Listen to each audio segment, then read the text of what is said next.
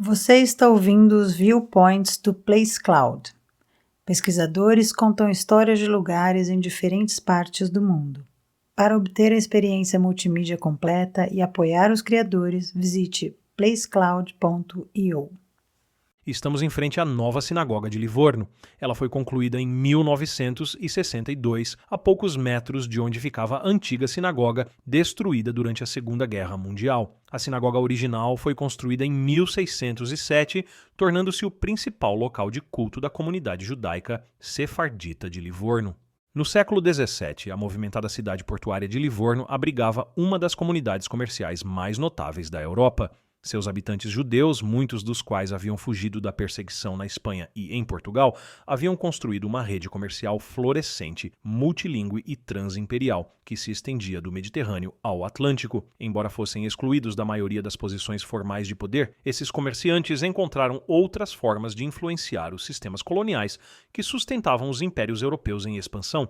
A partir de casas de câmbio na Toscana, ajudaram a moldar o destino de uma colônia a milhares de quilômetros de distância, o Brasil sob controle holandês. Livorno havia sido declarada Porto Livre pelos Médici no final do século XVI, atraindo uma onda de judeus sefarditas que haviam sido forçados a deixar a Península Ibérica. Ali, num raro contexto de tolerância e liberdade comercial, construíram uma comunidade cosmopolita de comerciantes e financistas. A falta de cidadania formal na maioria dos estados europeus não os impedia, ao contrário, lhes dava flexibilidade. Atuando além das fronteiras religiosas e nacionais, esses comerciantes se especializaram em crédito, mercadorias e diplomacia. Trabalharam com protestantes em Amsterdã, católicos no Brasil e muçulmanos no norte da África. Sem pátria, mas bem conectados, desempenharam um papel discreto, porém poderoso, na formação do mundo atlântico moderno. Quando os holandeses tomaram o controle do nordeste do Brasil em 1630, herdaram não apenas terras, mas também a infraestrutura de um comércio global de açúcar. Os comerciantes judeus de Livorno rapidamente identificaram uma oportunidade. Já possuíam redes, capital e navios. Agora precisavam de influência.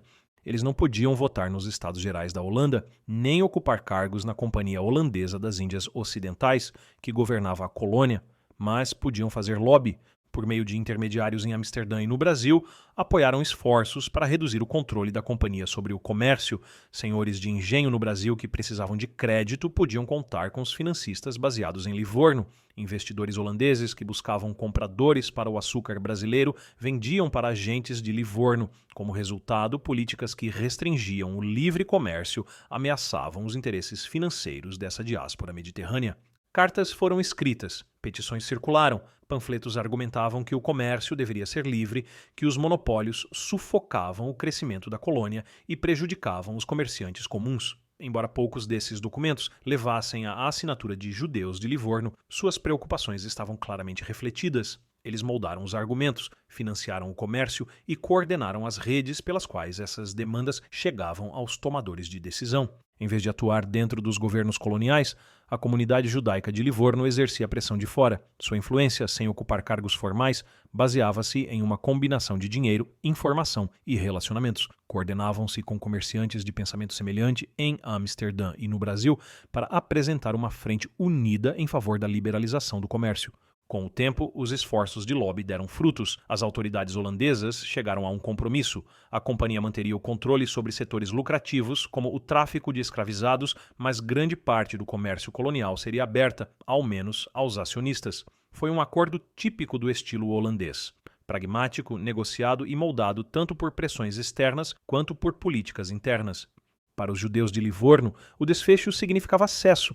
Não poder direto, mas oportunidade, o suficiente para manter suas redes atlânticas em funcionamento e seu papel na economia do açúcar garantido. A história dos comerciantes judeus de Livorno revela uma verdade mais profunda sobre os impérios da modernidade nascente. Eles nunca foram tão centralizados ou controlados como pareciam. A política muitas vezes surgia não apenas de decretos estatais, mas de negociação entre investidores e colonos, entre companhias e comunidades e, crucialmente, entre os centros europeus e suas diásporas. Nos bastidores, os comerciantes de Livorno ajudaram a moldar um dos maiores experimentos coloniais do século XVII. Deixaram poucos monumentos, mas seu impacto viajou em navios, contratos e nas sutis reviravoltas das políticas comerciais. Num mundo de fronteiras, eles transitavam entre elas. Numa era de impérios, foram essenciais para manter a economia girando. Como definiu o acadêmico Joris van der Tol, atuavam em lobby em companhia.